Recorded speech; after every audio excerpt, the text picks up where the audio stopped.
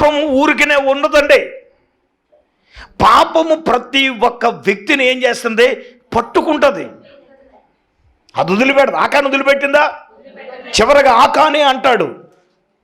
యెహోషువ గ్రంథము 7వ అధ్యాయం 20వ వచనం ఒకసారి చూస్తే 7:20 ఆకాను యెహోషువతో, ఇశ్రాయేలీల దేవుడైన యెహోవాకు నేను విరోధంగా పాపము చేసింది నిజము. పట్టబడిన తర్వాత ఒప్పుకుంటాం మనం. నేను చెప్పే పాయింట్ ఏంటో తెలుసా?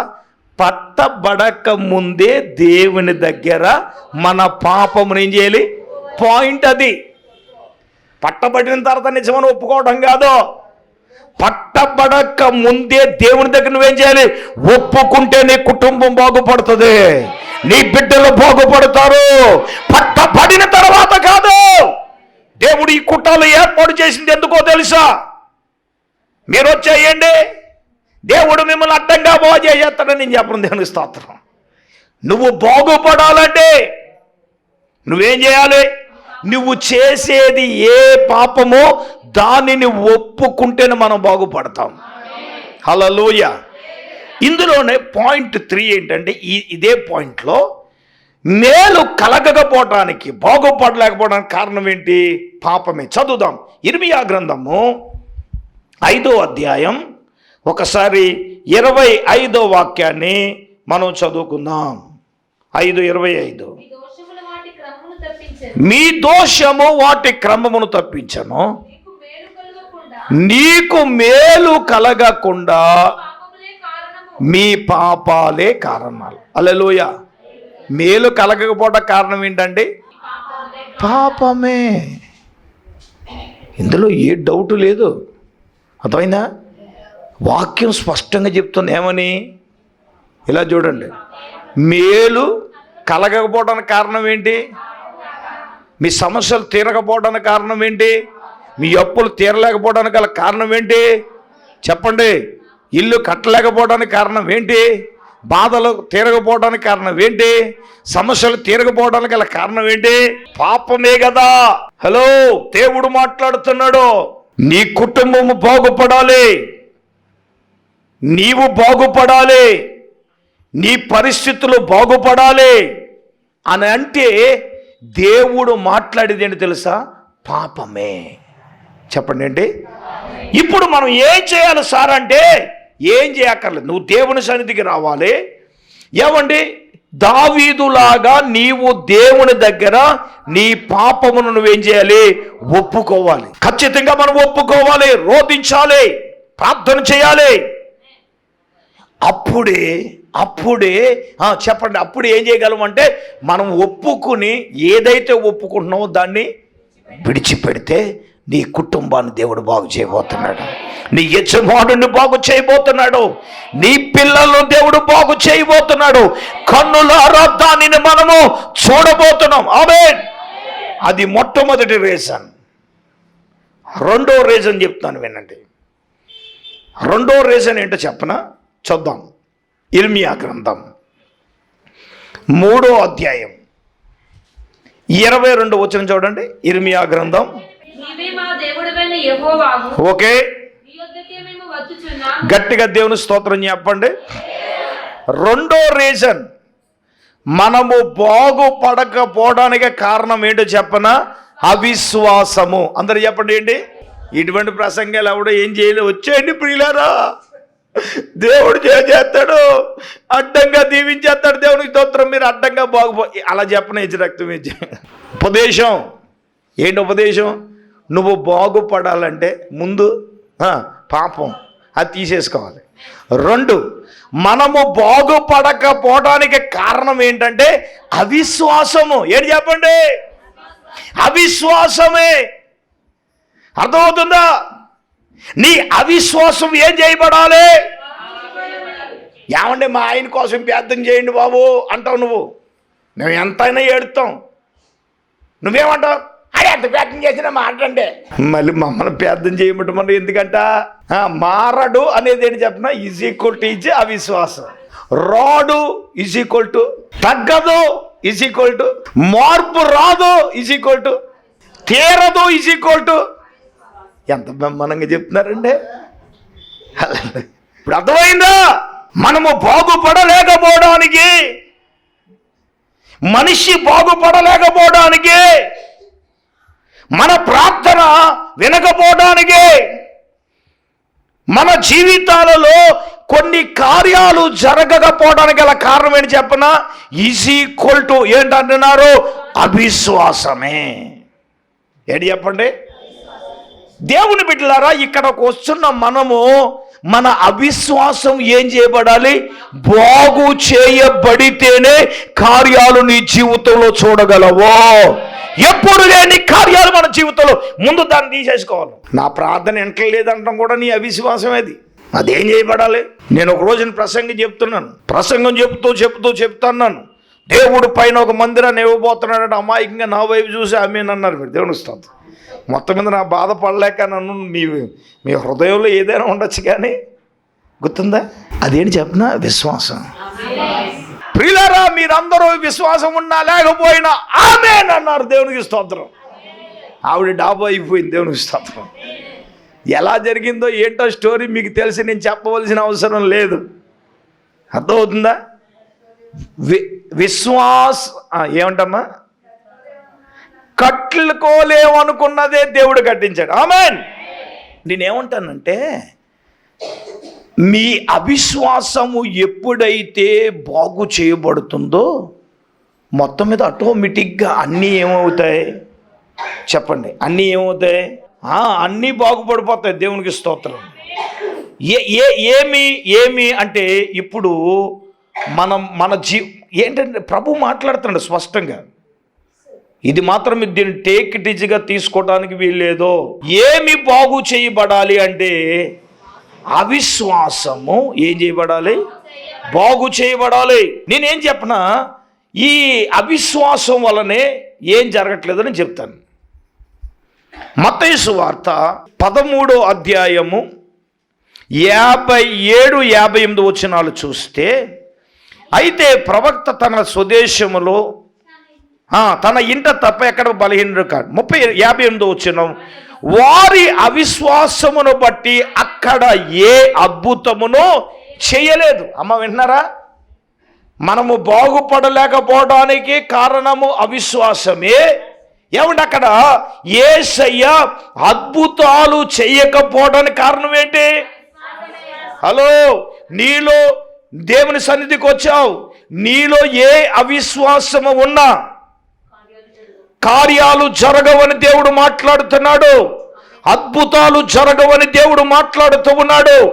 ఏదైనా కానివ్వండి, ఎవరిని నీ భర్త మారాలన్నా, నీ బిడ్డలు మారాలన్నా, నీ బిడ్డలు పాస్ అవ్వాలన్నా, ఉన్నత ఉద్యోగము రావాలన్నా, ఎవరిని మీకున్న సమస్యలు తీరాలన్నా, ఏదైనా సరే నా ప్రభువు మీ జీవితములో అద్భుతము చేయాలి అని అంటే నీలో ఉన్న అవిశ్వాసము బాగు చేయబడాలి. చూడండి, మార్కు సువార్త ఇదే ప్రస్తావన 6వ అధ్యాయం 5వ వచనంలో మనం చూస్తే, అందువలన కొంతమంది రోగుల మీద ఆయన ఏం చేశాడు? చేతులుంచి వారిని స్వస్థపరచడు తప్ప మరి ఏ అద్భుతము ఆయన ఏం చేయజాలకపోయినో, ఆయన వారి అవిశ్వాసమునకు. నేనంటాను, యేసయ్య ఆ అవిశ్వాసమును బట్టి అద్భుతాలు చెయ్యకపోవటమే కాకుండా నీలో ఉన్న అవిశ్వాసమును చూచి ఏం చేస్తాడు యేసయ్య? ఆశ్చర్యపడతాడు. ఏం చేస్తాడు చెప్పండి? ఏం చేస్తాడు? ఆశ్చర్యపడతాడు. నీలో ఉన్న అవిశ్వాసము చూసి యేసయ్య ఆశ్చర్యపడతాడు. ఇదిగో తింగరతో వస్తుంది, ప్రతి వారం వస్తుంది, గుడికి వస్తుంది, ఆడి మీద పడి ఈడి మీద పడి నా మీద పడి ఏడుతుంది, కానీ దీని అవిశ్వాసం బాగు చేయలేదని. నేను ఒక మాట చెప్పనా? దేవుని ఎడల అసంచలమైన విషయాన్ని ఎప్పుడు కలిగి ఉంటాను. దేవుడు అడుగు వాటి ఊహించు వాటి కంటే ఎన్ని అద్భుతాలు ప్రభువు చేస్తున్నాడు తెలుసా? కారణం ఏంటి చెప్పనా? నీలో ఏమి ఉండకూడదంటే అవిశ్వాసము ఉండకూడదు. నువ్వు అది తీసేసుకో. ఏమండి, అక్కడ కొంతమందికే చేసేది అద్భుతం. మీరు అడగచ్చు, ఏమండి కొంతమందికే చేయడం ఏంటి? ఉన్న కొంతమంది అంటే వారిలో ఏముందో తెలుసా, మరి నీలో ఏముందో తెలుసా? ఒప్పుకో ఒప్పుకో చెప్పాలి. ఏంటంటే జరగదు అవ్వదు అనే అవిశ్వాసము తీసేసుకో. ఆమేన్ ఆమేన్. నీ అవిశ్వాసము బాగు చేయబడాలి.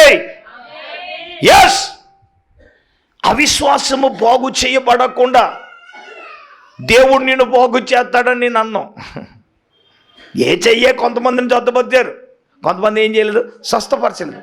కారణం ఏంటి? కారణం ఏంటి? ఇప్పుడు అర్థమైందా? నేను గుడికి వచ్చేస్తున్నాను, ఈ చేస్తున్నాను, ఈ చేస్తాను. అవిశ్వాసం నీలో పట్టుకుని నువ్వు ఏం చేస్తే సుఖం ఏంటి? నువ్వేం చేయాలి? దాన్ని తీసేయాలి. ఆమేన్. తీసేసుకుందాం గాక. చెప్పండి గట్టిగా హల్లెలూయా హల్లెలూయా.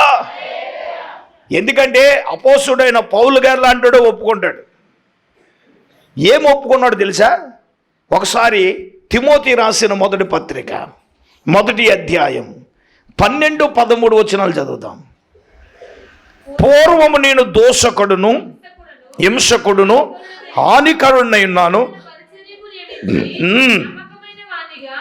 ఎంచినందుకు నన్ను బలపరిచిన ప్రభు అయిన యేసునకు నేను ఓకే తెలియక అవిశ్వాసం వల్ల చేసి తిని గనుక నేనేమయ్యాను? కనికరించబడ్డాను. దేవునికి ఒకసారి స్తోత్రం చెప్పండి. అమ్మా, మనము చేసేవన్నీ కూడా అవిశ్వాసం వలన తెలియకే పాపం చేశాం. అర్థమవుతుందా? అవిశ్వాసం వల్ల తెలియకే మనం చేశాం. ఇప్పుడు అవిశ్వాసము ఎందుకు తీసివేయబడాలి? అవిశ్వాసము ఎందుకు బాగు చేయబడాలంటే ఆ గత కాలములో మనం ఏమి చేసినా అవిశ్వాసము వల్లే చేశాం. అర్థమవుతుందండి?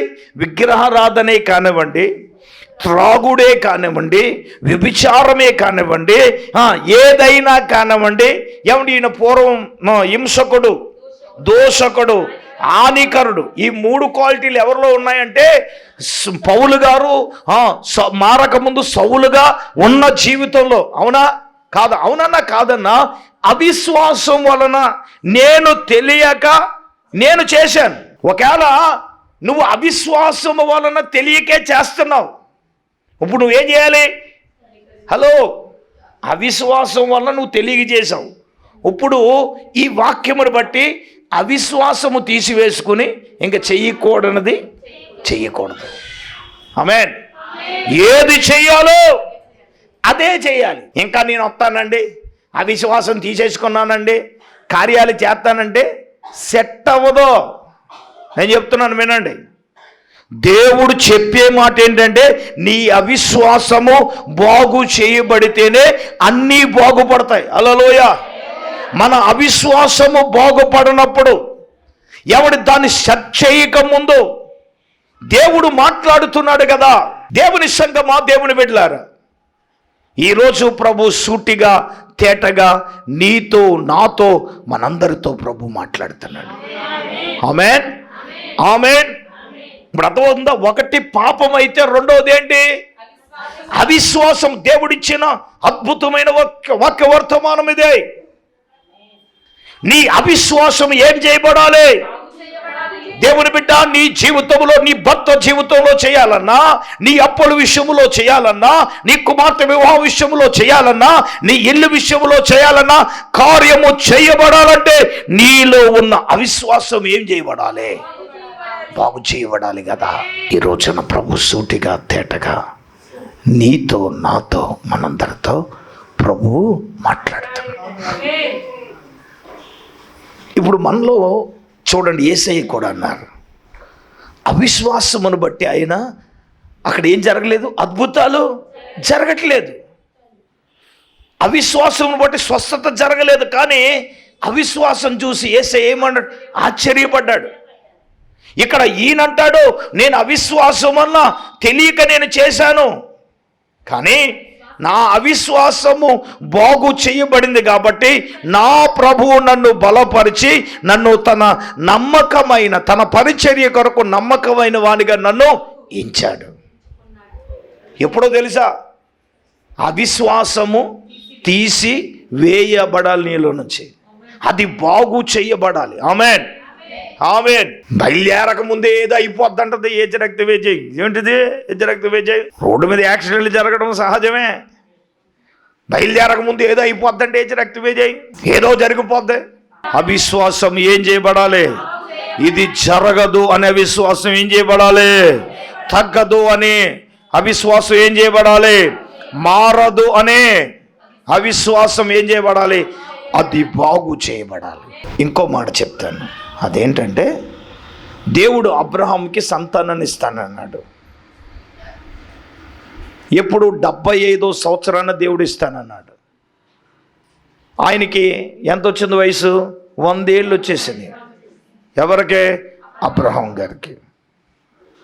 ఒకసారి రోమీలకు రాసిన పత్రిక 4వ అధ్యాయం 18 నుంచి 20 వచనం వరకున్న భాగం నీ సంతానము ఇలాగ ఉండునని చెప్పిన దానిని బట్టి తాను అనేక జనములకు తండ్రి అగునట్లు నిరీక్షణకు ఆధారము లేనప్పుడు అతడు నిరీక్షణ కలిగి నమ్మాను.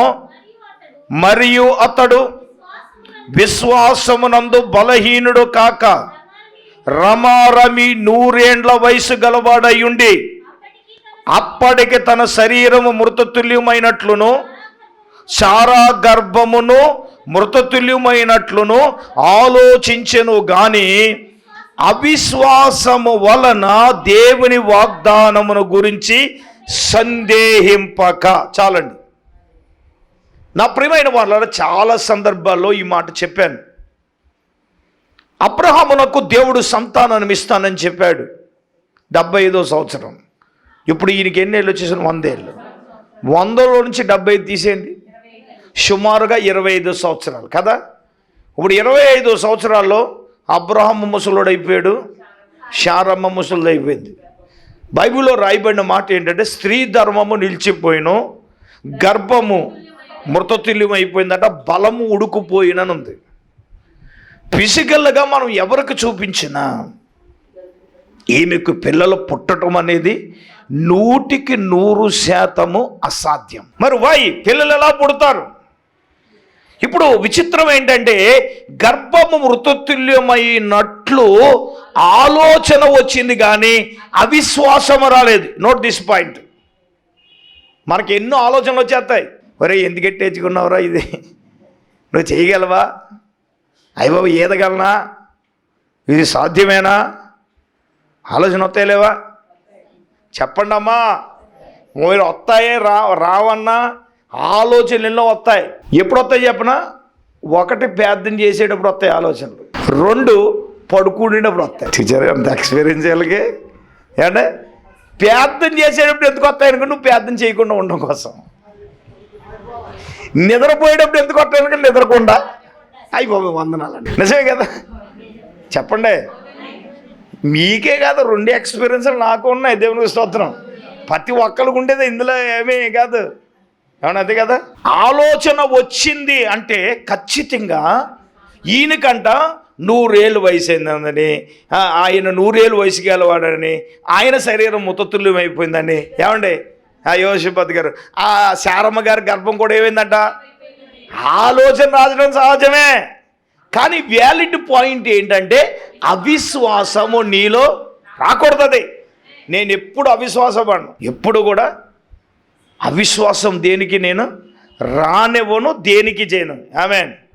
నాకు ఎన్ని బాధలు ఉండవు, ఎన్ని కష్టాలైనా రానివ్వండి. ఓ మాట చెప్పనా, ఇప్పటికీ నేను ఎలా చేస్తున్నాను, ఎలాగ నడిపించబడుతున్నాను ఏంటో అనేది నా ప్రభుకి నాకు తప్ప ఉన్న వాళ్ళకి ఎవరికి ఏది అర్థం కాదు. ఆమేన్ చెప్పండి. ఆమేన్. Praise the Lord. అవిశ్వాసం మాటలు ఎప్పుడు మాట్లాడు నేను, అసలు డౌట్ లేదు. కారణం ఏంటో చెప్పనా? ఆలోచన రావచ్చు కానీ నీలోనికి ఏమి రాకూడదు. చెప్పండి. ఆలోచన ఆలోచించవచ్చు, తప్పులేదు. మానవ రీతి ఏమండి, మనుషులం కదండి, ఆలోచనలు వస్తాయి రావా? వస్తాయి ప్రతి దానికి. కానీ మనలోనికి ఏమి రాకూడదు, అది పాయింట్. హల్లెలూయా. అబ్రహాము గారికి ఆలోచన వచ్చింది కానీ అవిశ్వాసము రాలేదు. నీ ఇల్లు గురించి ఆలోచన రావచ్చు, అప్పుల గురించి ఆలోచన రావచ్చు, ఏమంటే నీకున్న భౌతిక పరిస్థితుల గురించి ఏం రావచ్చు, ఆలోచన రావచ్చు. కానీ ఏమి రాకూడదు నీలోని అంటే అబ్రహాము అదే చేస్తున్నాడు, అవిశ్వాసము వలన దేవుని వాగ్దానం గురించి ఏం చేయకూడదు చెప్పండి. అంటే దీన్ని బట్టి ఏంటంటే సందేహం వచ్చిందంటే నీలోకి ఏమొచ్చినట్టు, స్తోత్రం, కూటమి న్యాయం జరిగిపోయింది. హల్లెలూయా. దేవుని సన్నిధికి వచ్చిన సందేహాలు ఉండకూడదు. ప్రార్థించిన తర్వాత కూడా సందేహాలు ఉండకూడదు. అర్థమవుతుందా? మనలో ఉన్న అవిశ్వాసము ఎప్పుడైతే బాగు చేయబడుతూ ఉందో అద్భుతమైన కార్యాలు మన జీవితంలో మనం చూడబోతున్నాం. చప్పట్లు కొట్టండి గట్టిగా. వ్యక్తిగత జీవితంలో చూడబోతున్నా, మన కుటుంబాల్లో దేవుడు చేయబోతా ఉన్నాడు. నీ వ్యాపార విషయంలో దేవుడు చేయబోతూ ఉన్నాడు. నీ పిల్లల ఎడ్యుకేషన్ విషయంలో చేయబోతున్నాడు. వివాహ విషయంలో దేవుడు చేయబోతూ ఉన్నాడు. వ్యక్తిగతంగా మీ జీవితంలో మీరు చూడబోతున్నారు. ఆమేన్, ఆమేన్. ఎప్పుడో తెలుసా? మన విశ్వాసము బాగు చేయబడినప్పుడు. ఏం చేయబడాలి? ఇప్పుడు ఈయన అవిశ్వాసం వల్ల దేవుని వాగ్దానం గురించి సందేహింపగా 20 దేవునిని మహిమపరచచ్చు, ఆయన వాగ్దానము చేసిన దానిని నెరవేర్చడకు అని సమర్థుడని రూఢిగా విశ్వసించి విశ్వాసం వలన ఆయన బలము పొందుకున్నాడు. గట్టిగా చప్పట్లు కొట్టండి గట్టిగా. అదవుతుందా? ఈ కూటాలు ఎందుకో తెలుసా? నీ విశ్వాసాన్ని బలపరచడానికి సార్. నువ్వు ఎలాగొచ్చావు నా ప్రభుకు తెలుసు. ఒకవేళ నీ అవిశ్వాసముతో ఉంటే నీ అవిశ్వాసమును బాగు చేసి నా ప్రభు నిన్ను బలపరచడానికి. ఆమేన్. నీ అవిశ్వాసమును బాగు చేసి దేవుడు అద్భుతం చేయబోతున్నాడు. హల్లెలూయా. విశ్వాసంలో ఏం తెచ్చుకోవాలి మీరు? ఒక మాట చెప్తాను వినండి. పరిస్థితులు న్యాయ వ్యతిరేకంగా ఉన్నాయి ఆయనకి, కానీ ఏం తెచ్చుకున్నాడు సార్? నా ప్రభువు చేస్తాడని బలం, విశ్వాసం. అర్థం ఉందా? అవిశ్వాసం కలగడానికి కారణం అదే. నీకున్న అప్పులేమో ఇన్నున్నాయి, ఉన్నదేమో ఎంత ఉంది, ఏం చేయాలో తెలియట్లేదు. ఇల్లు కట్టాలని అభిలాష ఉంది, అప్పులే ఉన్నాయి, కానీ వై నాట్? ఎలాగా సాధ్యం? సత్యం కాదు. ఇలా చెప్పుకెళ్తే బోలన్నీ ఉన్నాయి. మనలో అవిశ్వాసము కలగడానికి కూడా రీజన్లు ఉన్నాయి. ఈయనకే ఉన్నాయి రీజన్లు. ముసలివాడైపోయాడు, ఆమె గర్భం మృతతుల్యమైంది, పిల్లలు పుడతాడని దేవుడు ఇస్తానని చెప్పాడు. ఎలాగా చెప్పండి? అంటే ఆలోచన వచ్చింది సార్, నీకు వస్తుంది సార్. కానీ నేనేంటంటే నువ్వు అబ్రహామునే జ్ఞాపకం చేసుకో. ఏం చేయాలి? నువ్వు అబ్రహామునే జ్ఞాపకం చేసుకుంటే అతను అవిశ్వాసం వల్ల దేవుని వాగ్దానం గురించి ఏం చేయలేదు, సందేహించలేదు. అతను అవిశ్వాసము బాగు చేయబడింది కాబట్టి మూయబడిన గర్భాన్ని దేవుడు తెరిచాడు. నీ జీవితంలో దేవుడు చేయబోతూ ఉన్నాడు. ఎస్, మన బాగుపడలేడానికి కారణాలు రెండు కారణాలు దేవుడు మాట్లాడాడు. ఒకటి పాపము, రెండేటి చెప్పండి, అవిశ్వాసం. పాపము నువ్వు దేవుని దగ్గర ఒప్పుకొని విడిచిపెడితే దేవుడు బాగు చేస్తాడు సార్. 2, నీ అవిశ్వాసమును విడిచిపెట్టి ఏమంటే విశ్వాసంతో నువ్వేం తెచ్చుకోవాలి? బలం తెచ్చుకుంటే దేవుడు నిన్ను బాగు చేయబోతున్నాడు, కుటుంబాన్ని బాగు చేయబోతున్నాడు, పిల్లలను బాగు చేయబోతున్నాడు. అందరూ మోకరిస్తారా? అందరూ మోకరిస్తారా? అందరూ కూడా కళ్ళు మూసుకోనండి. భారంతో మనం ప్రార్థన చేయబోతున్నాం. దేవుడు మాట్లాడగా అందరు నోరు తెరవండి సార్. ఎవరు మౌనంగా ఉండండి. దేవుడే తన సేవకులు అభిషేకించే ప్రభువే సూటిగా చాలా తేటగా ప్రభు మాట్లాడగా అందరం నోరు తెరిచి ప్రార్థన చేద్దాం. ప్రభువా, ఈ మొట్టమొదటి కూటములోనే నీ దైవజను నిలబెట్టి నీ దైవజను ద్వారా నువ్వు మాతో మాట్లాడేవు నాయనా. అందరు నోరు తెరుద్దామండి, అందరు నోరు తెరుద్దాం. మనసులో జ్ఞాపకం చేసుకుందాం. అయ్యా, మాకు బాగుపడలేకపోవడానికి పాపమే కారణమని, మా ప్రార్థన వినకపోవడానికి పాపమే కారణమని, మా పాపమే మమ్మల్ని పట్టుకుంటుందని, మాకు మేలు కలగకపోవడమే పాపమే కారణమని అందరూ నువ్వు తెరిచి ప్రార్థన చేద్దాం. రెండవదిగా మనం బాగుపడలేకపోవడానికి కారణం ఏంటి తెలుసా? అవిశ్వాసమే.